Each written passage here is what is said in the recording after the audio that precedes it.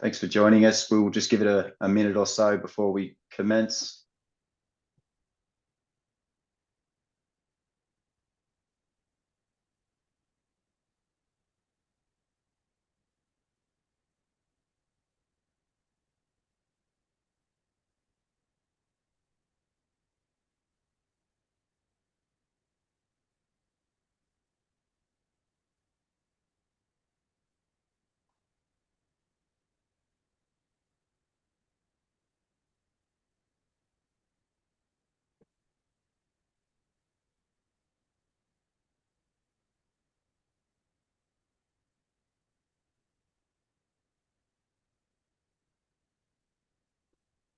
Okay, thank you very much for joining us. I'm Matt Little, the Program Content Manager at City Football Leadership Institute. Today is our third in a series of webinars we'll conduct with our course leaders at CFLI. This session will focus on talent acquisition in football, and we'll explore why this topic is arguably the most important in the game. Talent ID and recruitment have been talked about and debated almost in everyone's living room as they watch their favourite team play. At times, it divides supporters and experts. It's one of the most challenging areas to get right, as nobody, regardless of their talent, is a sure thing. Acquiring the right talent can set teams up for sustained success. Getting the wrong talent can position teams towards the bottom of the table. It is such an exciting topic, and today we're very lucky to be joined by Jon De Souza. Jon has almost 2 decades of experience in professional football. He spent a decade at Luton Town as a player and manager at under-18 and reserve team level before moving to Brentford. At Brentford, Jon worked as a senior professional development coach and head of player and coach development. He has an academy and technical director. Has been the academy and technical director at Colchester, a first team coach at Charlton Athletic, and is now the coaching pathways manager at the Premier League. Jon has a UEFA Pro license, an FA technical director license, and is among very few in the industry that has both qualifications. Thanks for joining us today, Jon, and we're looking forward to unpacking talent acquisition. Thanks for having me, Matt. Much appreciated. Just for those that are joining us today, a reminder, if you would like to pose a question, there's a Q&A tab in the toolbar below. Please populate that throughout the session, and we'll look to address these at the end. Let's jump into it. So throughout this webinar, we'll explore talent acquisition across academy and first team levels. Jon, what's the major difference between acquiring talent in those programs? I guess the most obvious one is the finances involved. So when you're signing an academy player, there's very little financial commitment because you can almost release the player after 1 or 2 years, and it's probably costs around £6,000 per year per player on average. Whereas obviously at first team level, the fees, the agent fees, the transfer value, there's a lot more of a financial commitment, so it makes it a far bigger risk. So the monetary part is obviously key, and then more towards the actual technical and tactical side of it. With a first team player, ideally you're looking for players that can impact the team performance here and now, but also improve in the future. Whereas really with academy players, it's all about potential and where they're going to end up by the time they're 18, 19, rather than how they're performing in the here and now. Yeah, I mean, you've touched on quite a few things that we'll probably explore throughout this conversation, but I mean, it's such a difficult area because there's so many factors that influence player potential and performance.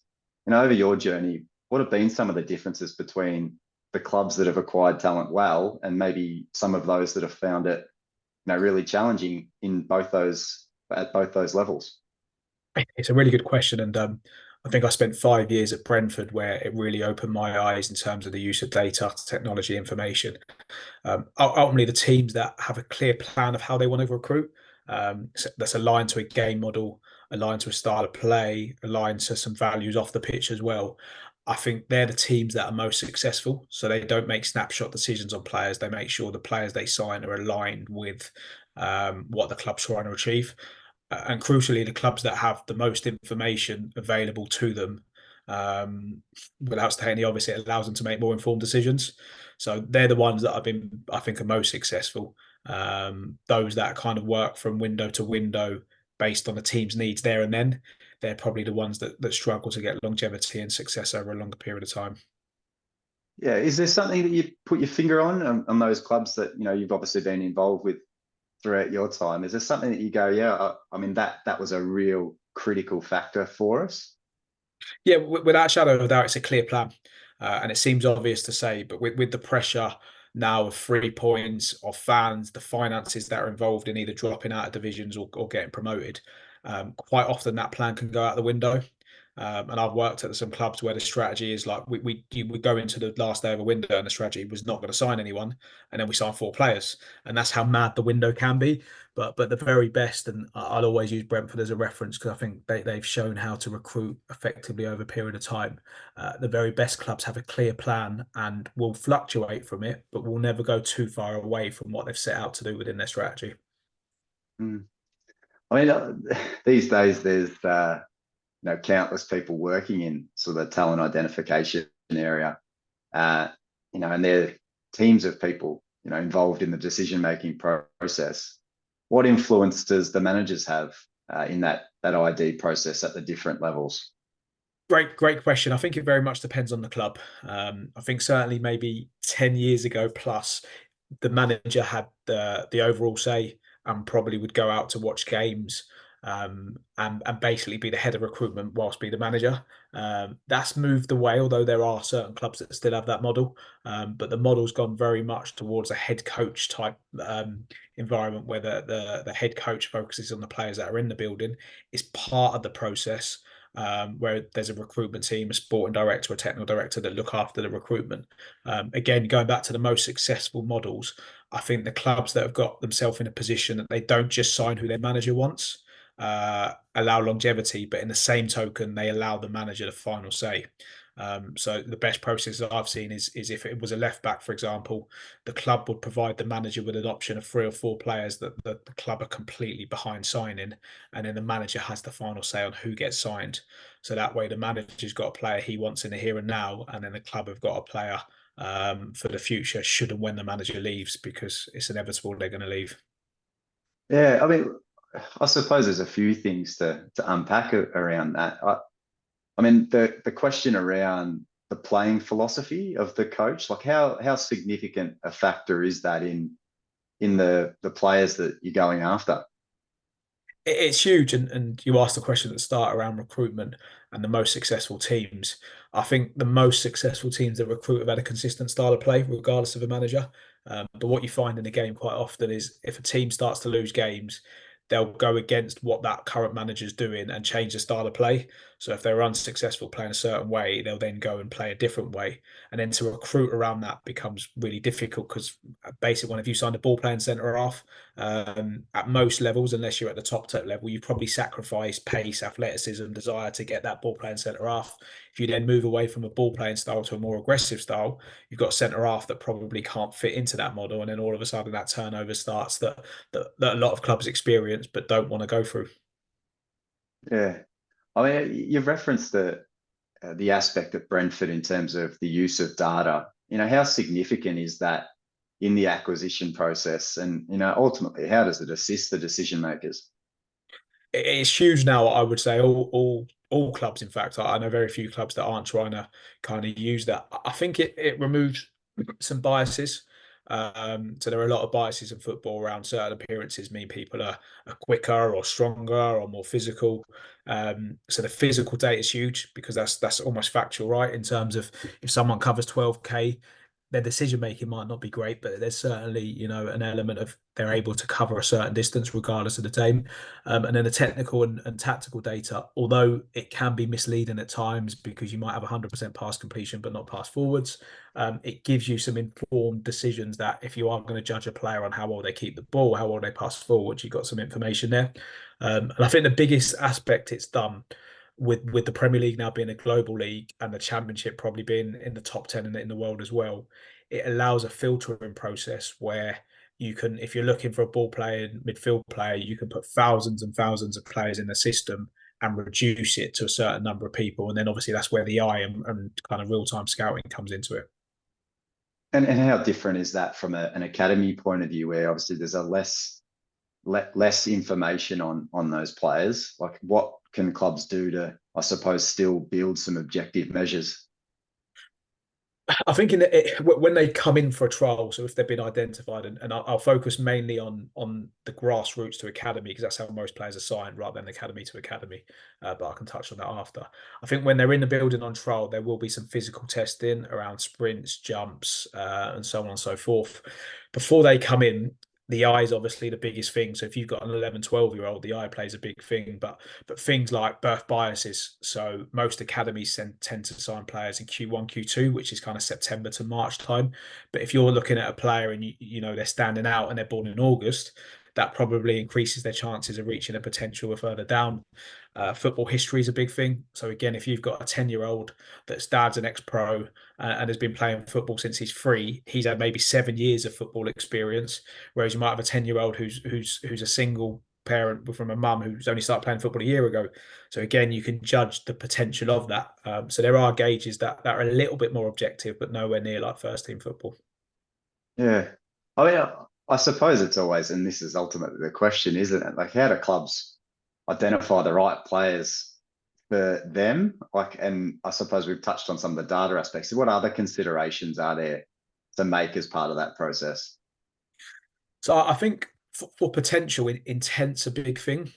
So the data won't ever show that. So whether you're watching a 9-year-old or a 19-year-old or a 29-year-old, for example, if they're showing the ability to check their shoulder and look round them before they receive the ball, even if they give the ball away regularly, the odds are if it's a 9-year-old that's able to look round and check his shoulder, he's probably going to make good decisions as it progresses. So intent's always a big thing rather than outcome because obviously data is really huge on outcome. And I think a massive thing at every level is the psychological aspect in terms of resilience, hard work, bravery. There are some clubs in the Premier League now that are actually trying to measure that and measure that objectively.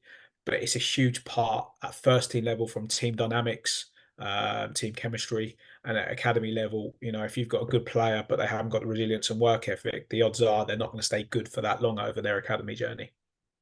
Yeah, I mean, you touched on the psychological aspect, and obviously there's the EPPP, which is, I suppose, a bit more in the management area of the talent. But I mean, in terms of the technical and tactical, like you've mentioned, the physical, the mental, social aspect, you know, how does that EPPP sort of development aspect incorporate, you know, aspects of the recruiting, but also the development of the player?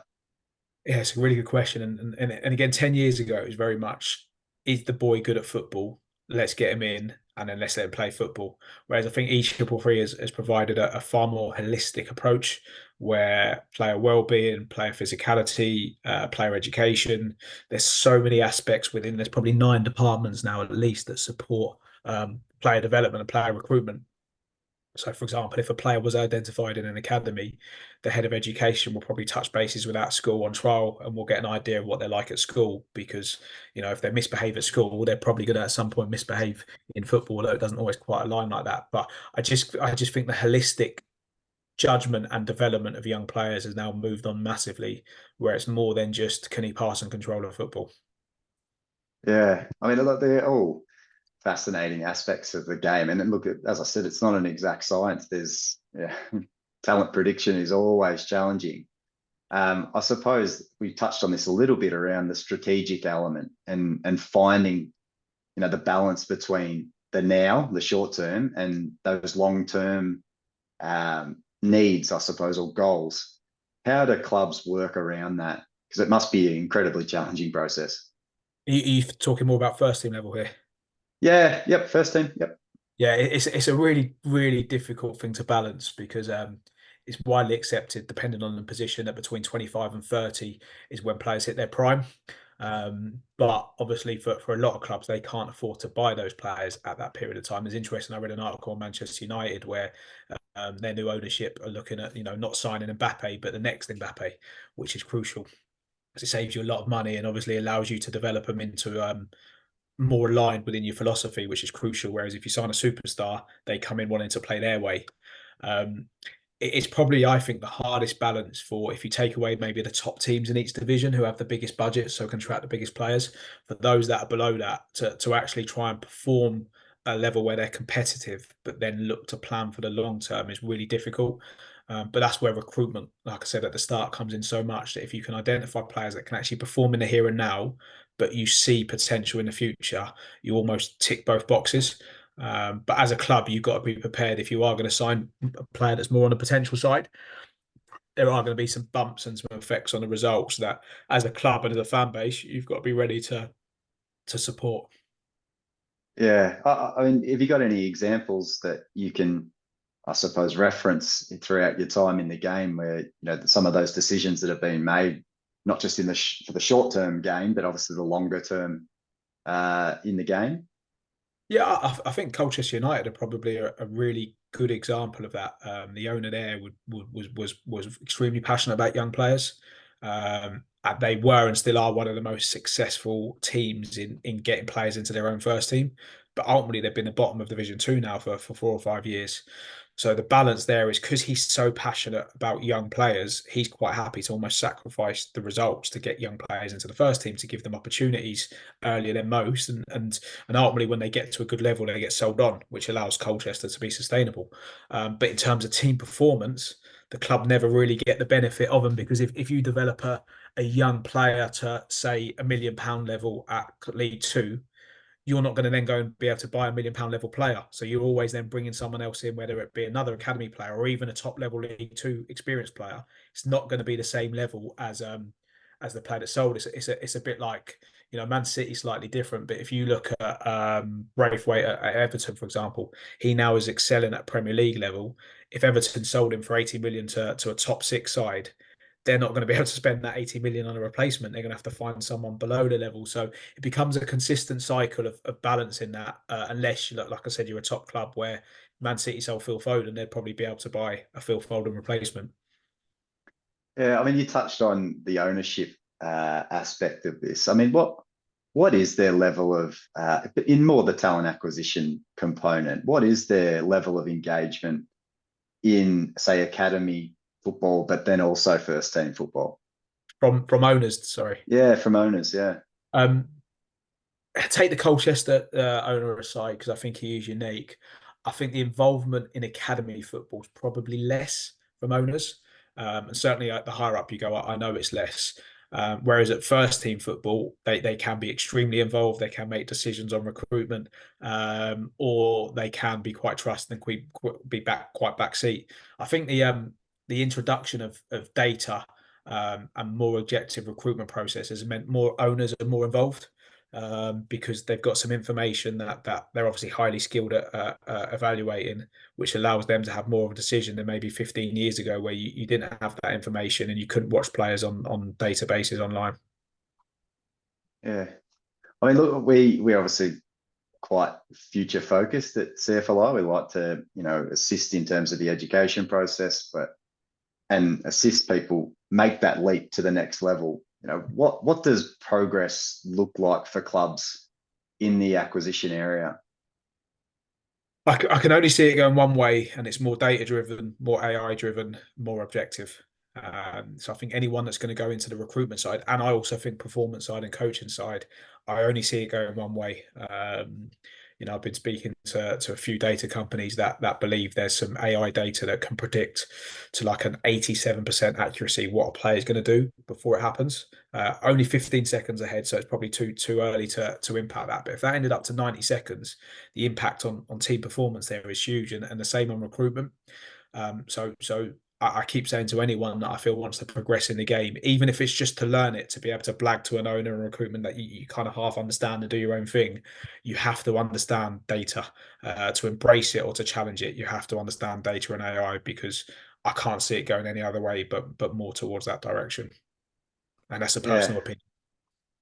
No, I mean, look, I suppose it's interesting in the data sources that you might have access to from an academy versus first team level. I suppose the aspect of that also is at an international level. What does that look like in terms of, clubs obviously looking to recruit internationally versus locally?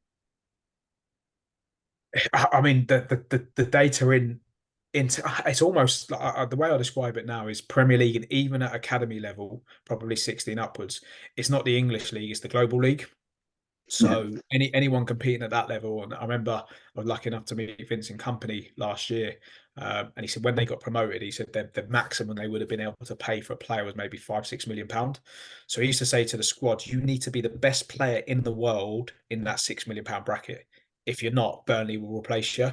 And that's where the game is. And I think even at academy level, when you get to 17 upwards, I would probably say the same for that. So, if you're uh, a top six side, you've almost got to be the best player in the world in your position in the 50 million bracket. Otherwise, you will be replaced. And I know that sounds quite harsh, but that's where the game is. So I wouldn't separate it domestically and globally at Premier League. I think the Premier League is the global league, and obviously the lower and lower you get, if you go to like a Cat 3, Cat 4 academy, they can only recruit within an hour of their facility, and that all of a sudden is the best within a region rather than the best within the world.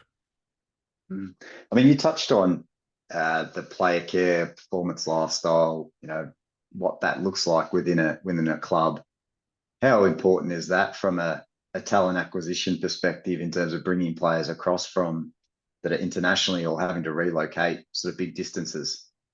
Oh, it's huge. I think I've had some experiences of being involved in first teams where we sign players from different countries, and the impact that has on their performance is huge. If they've got a young family, is the young family traveling with them? Are they staying away? Because both causes some tension. Because if they're in a different country, they end up missing their family. If they're there, they end up worried about their family in a different country. So again, the work you do in one kind of getting to understand them psychologically and their background, but two, crucially supporting them when they come across. I'm a great believer that if you wanted to perform as footballers, you've got to get to know them as people, and even more so if they're making big transitions in their life. And so, what role do the sporting directors and managers play within that same framework? I think it depends on every club. So Desebri at Brighton, there was an article that came out last week where every new player he invites them around the house and does his favourite pasta dish for them. So there are some managers that will take complete kind of ownership over it, and some sporting directors. I think the key thing for both of those is certainly the sporting director, they've got to have oversight that there is a strategy in place to support these players. So some clubs I know they've got almost specialists depending on the player and the individual. So if an individual Spanish and there's a Spanish speaking person in the club, they'll get that person to support the player coming over. If someone's quite quiet, they might get the kit man to support them, who's normally quite loud and lively. But I would say the manager and the technical director have oversight over that support if it's done properly. Yeah, and I suppose what's the involvement of scouting, talent ID, sort of once that player is, within the structures of the club? Are they still involved in key aspects, or are they sort of now we've handed over and it's up to you? I think in academy football, they're very much part of that journey, because if you're the scout, you're normally the first one to approach the parents or the local club. You're the one to put the 7 day approach in, so it's fairly knowledgeable to that player that Matt Little's brought him in, and it's nice to have that connection. And when they get into the building, their coaches are forever working with them. I think a lot of clubs try and use the recruitment staff as that distant uncle that was the one that brought him into the club and is there to support him. At first team level, I'd say less so, because quite often those that identify the players probably never even meet the players, because it's normally the technical director and the manager and the coaching staff that meet the players and carry on that journey. So it's very rare, I think, that relationship continues or even starts at first team level. But I think some of the strongest relationships I've seen in academy level was between the recruitment staff and the players. I mean, we've mentioned quite a few stakeholder groups, obviously, that within the club. What about externally from the club, like in terms of that, the role of the agent in this process and their involvement? You got a bit of smirk there, John. Yeah, I mean, I'm actually for agents. In that, sorry, for agent probably the wrong word. I think they get a bad reputation, and as with anything, as with football clubs, there's some really good agents and there's some really not so good agents. But I think a bit like what I'm saying with AA, they're part of the game, and they now have a huge impact even on players in the academy. So officially, you can't sign for an agent until January in your under 16 season, but agents are across kind of 13, 14-year-olds. And it's incredible, really, that the player, even if you had a player in your system for a long time, as soon as they sign for an agent, they tend to listen to that agent more than the club. And I kind of get it in that the club ultimately is always looking after the club, whereas in a player's eyes, the agent's looking after them and only them, which is true in some cases and obviously not true in other cases. But there's a real issue at every level now in terms of agents providing their own service for players in terms of one-to-one coaching, nutrition, physiotherapy. And my question is if we don't work with the agents, are we going to get players that end up becoming too distant from the club? So I think you've got to be aware of the agents and understand from the recruitment process and the development process, they're going to be part of that journey. Yeah, I mean, I think it ties into that holistic approach that you're talking about before. You would like to think that the player care, performance lifestyle people are involved with the agents to ensure that that connection both internally in the club is being well looked after and managed, but then away from the club, I mean, it's so much moved towards the mindset of a 24-hour athlete. Now, Yeah. how do I suppose, well, how do academy players deal with that sort of level of expectation coming into the system? It's it's a really difficult balance, and I think if you'd asked me maybe 10 years ago, my answer would have been completely different to now, for no other reason that I'm a parent. It's not necessarily progressed because to become an elite athlete, I think you have to be obsessed around the sport or the organization you're going into. And I ask a lot of questions. The Premier League are doing a lot of support to staff and players around well-being. But the question I keep asking is, elite athletes, how many elite athletes have prioritized well-being to become elite? And there's not many stories around that. But I think we all appreciate how important well-being is in terms of longevity beyond a career. But I think ultimately to get to an elite level, the way the game's gone, certainly in football, and the aspects and the importance of sleep, of nutrition, of rest, of recovery, I do think it is a 24-hour athlete. Now that shouldn't always be intensity. Part of that is, you need your 8 hours sleep. You need your hour and a half before going to bed without any blue screens and so on and so forth. None of that's particularly intense, but it's still part of being an athlete. Yeah, I mean, look, we've unpacked a lot, I think, as part of this, and we've probably explored a bit around the management side of it as well. I mean, looking at, I suppose, opportunities for a lot of our people are keen on working in this side of the game, whether that be as an agent, talent acquisition, as a manager, coaching, that sort of area. What sort of advice would you give to them about pursuing these types of careers? I think firstly, connections key in any industry, but I think particularly in football where it's got quite a volatile nature, and there's a lot of people that are probably quite selfish in terms of trying to get to the top and try and do what's right for themselves. I think the more you can connect and build trust with parents, with players, with agents, with staff, with stakeholders, the more chance you have of developing the relationships that are needed to sometimes recruit a player, to retain a player, and to develop a player.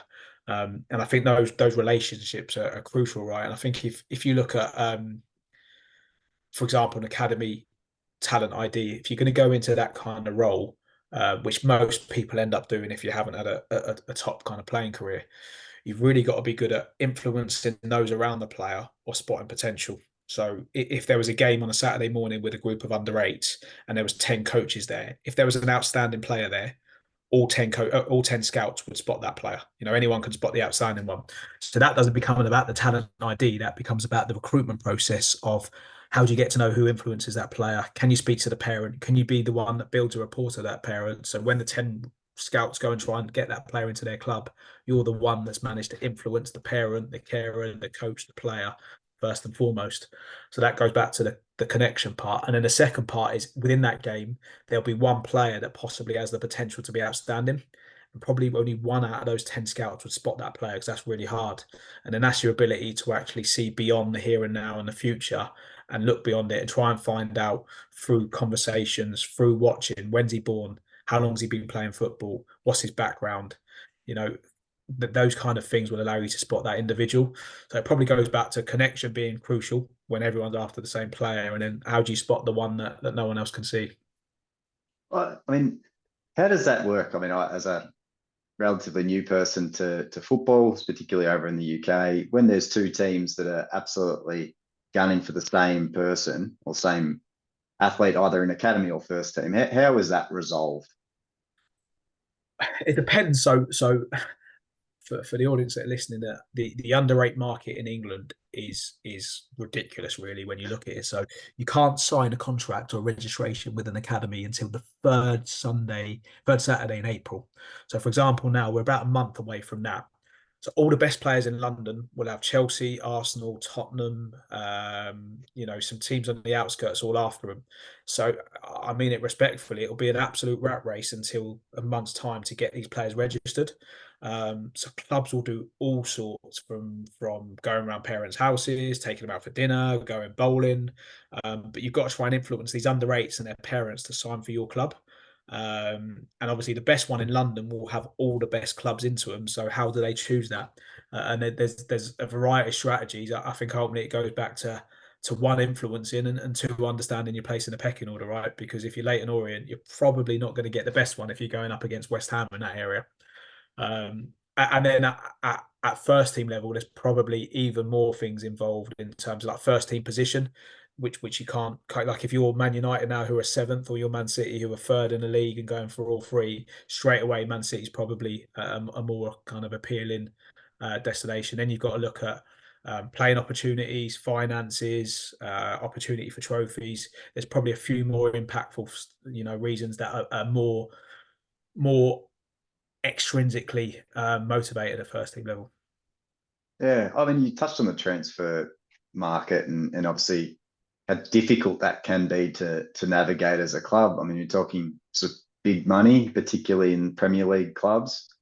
What are some of the key factors, I suppose, and the differences in what we've seen previously in transfer windows versus maybe the one that we've most recently seen?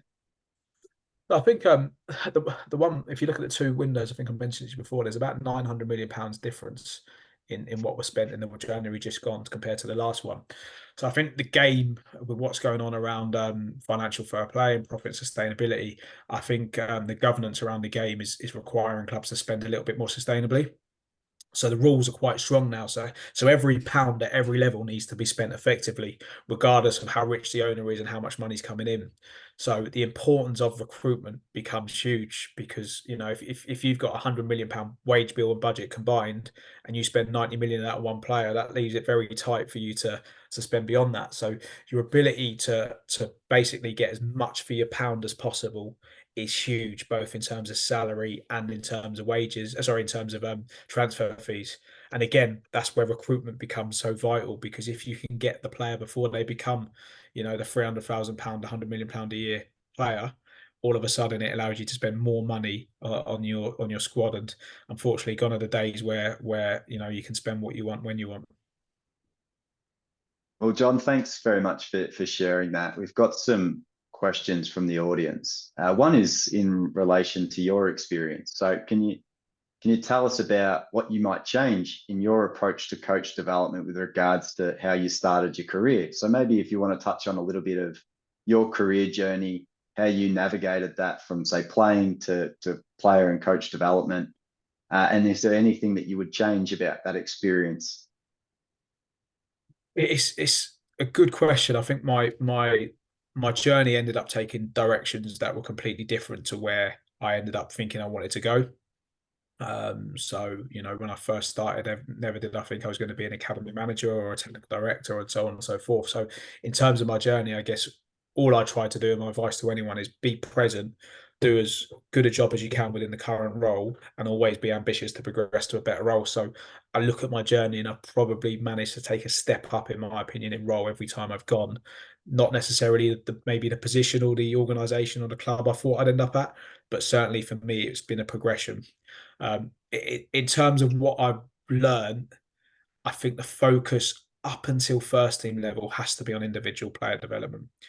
So my biggest reflection on academy football, and I probably got it when I went into first team, is I probably coached over 2,500 players, all similar style of play, similar formations, similar way of doing it, and that can't be right. that can't be the best way to develop players, because every year, every group of players is really different. So not to get bogged down on systems, not to get bogged down on, even in recruitment, too many things that you're looking for a player to do. Just look at a player and go like, what are you good at? That's why I'm going to recruit you. That's why I'm going to develop you. And unless something's really essential, let's try and focus on that. And that's my biggest probably learning over the time, that a young player just has to be really good at something to have a career, as long as they're not like bad at the essentials within that position. So if you're a centre half, do they need to learn to manipulate the ball? Probably not. If they can't head it, they probably have to work on heading it. But ultimately, for me, a strength-based process in both recruiting and developing players is something that I probably progressed and learned over the time. Yeah, there's another question that it kind of ties into some of that. What would you recommend to a coach working in under 16, under 15, under 16 phase with regards to coach development? Would it be courses? Is it networking? Is it time coaching? Is it internships abroad? What are the most important aspects? I think two things. I go back to the connection part. I'll probably use that for everything. And I think if you use that as your starting point, what does a connection look like for a 15-year-old? Now, 15-year-old probably a little bit towards the senior end. But if I give you an example of a conversation I had with an under 10 coach that I had about 5 years ago, 6 years ago, he was talking to me around the Champions League. He watched Champions League. And I was like, the under 10s are so far away from the Champions League. If you want to connect to these boys, you probably need to look at the diary of a 7-year-old ahead of Champions League, right? So if you're an under 15, under 16 coach, you're working with young people that are going through GCSEs, going through a lot of turmoil in their life. You've got to connect with them, and that might be beyond football. So your ability to understand young people and the people you're working with, and the kind of situations they're in with Instagram, with Twitter. It's no good sitting there going, back in my day, I didn't use it. You've really got to embrace where they are and connect with them as people. And then beyond that, in terms of refining your coaching, again, I always think the best coaches can connect, and they've got content. So when they're coaching players, they've got the knowledge and the experience to help develop these people on the pitch. And the people they're working with are going to listen because they've connected with them and can relate to them. Yeah, I sympathise with coaches because of always having to come up with fresh and new ideas. How challenging is that for particularly the ones that have been, at the same club, like a Pep, someone like that is involved, been there for 8 years now. How difficult is to continually find new ideas to be able to motivate your players? I think Pep's a unique example, and I think Well, that's why let's go with Klopp then. he's the best. I mean, the example I always use is Sir Alex Ferguson. People said, well, how did you get success for 20 years? And the two things he said is he knew when to sell players and get rid of them. Because at some point, the relationship over a period of time does get stretched. And secondly, he described it as sticks and sweets. He knew that sometimes he had to create a tough environment, and then over a period of time he might need to loosen it up. And if you look at a lot of managers, they follow that. A lot of clubs, they follow that process beyond the manager. So if they go for a manager that's more a dictator type and they start losing, they probably are that it's too strict with the players. We need to get someone that's a little bit more relaxed. That coach comes in, then that starts losing. It's probably a bit relaxed. We'll move to a more kind of intense coach, and they forever yo-yoing. And I think what Sir Alex was saying is his ability to yo-yo himself and change the group. So either he changed or the group changed, allowed him to be successful over that period. Now, if you look at Guardiola, he's kept a lot of players for a long period of time, and seems to be very intense all the way through. So that's why I probably say he's got that magic dust. But I go back to the connection. He's clearly got a high level of being able to do that. And I was in at Liverpool a couple of weeks ago, and it was clear how much love people had for Klopp, from the first team players right down to the tea lady. People talk about it, but there was a genuine love for how he treated people. And I know I keep saying it, but the connection at every level has got to be the priority for any coach. Yeah, I mean, you've referenced three of the best ultimately that have maybe done it. So they're clearly doing some things very, very well. And I think that connection element that you spoke about is obviously vital, how you connect with your players and build that relationship, and how that assists, I suppose, on-field performance. One last question before we wrap up. It's a question in relation to the conversation you had about Mbappe. The approach is to not sign Mbappe, rather to create the next Mbappe. Can you please dive more into the depth on this topic? What are the aspects we should focus on to ensure players develop? Good question. I think the overall outcomes are twofold, really, with it. Obviously, if you get a player that you can develop, um, whether it's through your own academy or you sign them earlier to the level to become world class, you save yourself a lot of money, because developing your own one, whether you spent £10 million on him or whether you got him through your system, is obviously a lot cheaper than signing a Mbappe for 150 million. And like I said, that the benefit of having someone in your team before they become a superstar is you can align them with your philosophy a little bit more. Anyone who signs Mbappe next is probably going to have to alter and change their team for Mbappe, and he's deserved that. Whereas if you come through your own system, like a Phil Foden, for example, he's a lot more aligned with how Man City play. So they're the benefits of the overall outcome. I guess the question is, how do you get to that point? I think the biggest thing at first team level is the trust and exposure you can give young players. It's huge, and what Man City have done is it had a clear plan for Phil Foden, didn't send him out on loan, gave him exposure with training with the first team. But the ability to give those young players the exposure, and you've got to have a strategy to do that, where you're going to trust young players and get the benefit maybe in 2 or 3 years' time, which a lot of clubs and owners don't do. But that's the crucial part. If you're going to try and develop the next Mbappe, academies have obviously got to do a lot of high level development work, but opportunity becomes crucial. Um, and I think it's probably the biggest thing of young players who are trying to break in the first team and be successful. Yeah, I mean, look, incredibly insightful. I mean, we've covered quite a lot throughout the session. Thanks very much for your time, Jon. Just to wrap up, the Acquiring and Managing Talent in Football Masterclass will commence on Friday, the 26th of April, with obviously Jon as our course leader. We'll have other contributions from Stuart English and others. Many of the topics we've discussed today we'll explore in far greater detail. If this is something that you would like to be a part of, please visit our website. There's more information there where you can register for that masterclass. Thank you very much for everyone that attended today. And apologies if I didn't get to your question, but thanks for joining us, and we hope to see you soon. Thank you. Brilliant. Thank you, everyone.